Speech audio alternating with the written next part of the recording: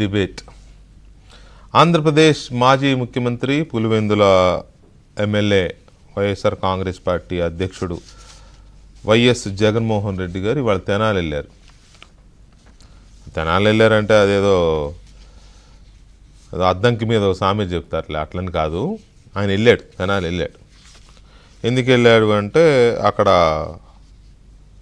ఒక ముగ్గురు యువకుల మీద కేసులు పెట్టారు పోలీసులు అనే కాన్సెప్ట్తో వెళ్ళాడు.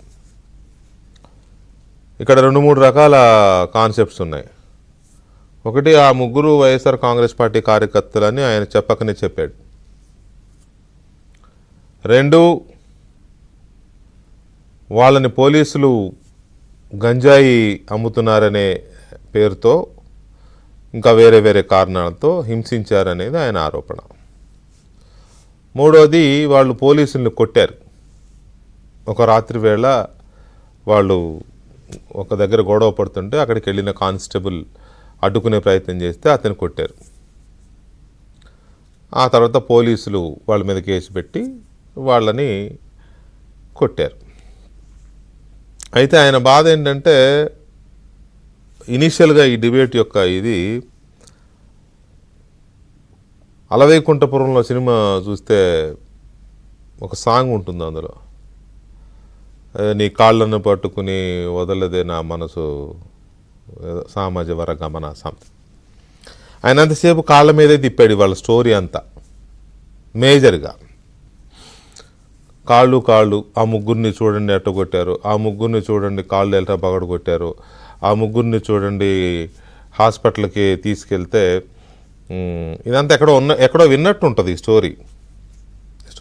కాళ్ళ మీద కొట్టారు, కాళ్ళు బొబ్బలెక్కిపోయినాయి, కాళ్ళు ఫ్రాక్చర్ అయిపోయినాయి, హాస్పిటల్కి తీసుకెళ్లారు, హాస్పిటల్లో డాక్టర్లు పట్టించుకోలేదు, కోర్టుకు తీసుకెళ్లకుండా హాస్పిటల్కి తీసుకెళ్లారు, లేకపోతే తప్పుడు రిపోర్ట్ ఇచ్చారు. ఇది స్టోరీ ఎక్కడ విన్నట్టుంది కదా, అదే స్టోరీ. కాకపోతే ఆయన చెప్పడం వింతగా ఉంది, జగన్మోహన్ రెడ్డి చెప్పడమే వింతగా ఉంది. జగన్మోహన్ రెడ్డి చెప్పకూడదు ఇలాంటి స్టోరీలు, ఎందుకంటే ఆయన అన్ని రకాల అర్హతలు కోల్పోయాడు. ఆయన ఒక కొడుగ్గా పనికిరాడు, ఒక అన్నగా పనికిరాడు, ఒక మేనమామగా పనికిరాడు, ఒక లీడర్గా పనికిరాడు, ఒక పాలకుడుగా పనికిరాడు. మిగిలితే అనేక భర్తగా, అది భారతి గారికి సంబంధించిన అంశం. నేను ఆ విషయంలో ఆ స్థాయికి నేను మాట్లాడకూడదు, అది మనకు సంబంధం లేని విషయం.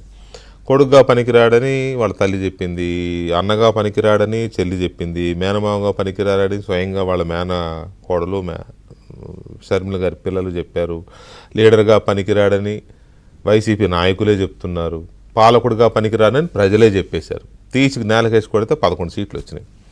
సో ఇదంతా ఎందుకు చెప్పాల్సి వస్తుందంటే ఆ కాళ్ళ బాధ ఏంటి, కాళ్ళు అని ఆయన వెళ్ళి చూసిన వాళ్ళే కాళ్ళ, మిగతా వాళ్ళే కాళ్ళు కాదా అనేది ఒక పాయింట్.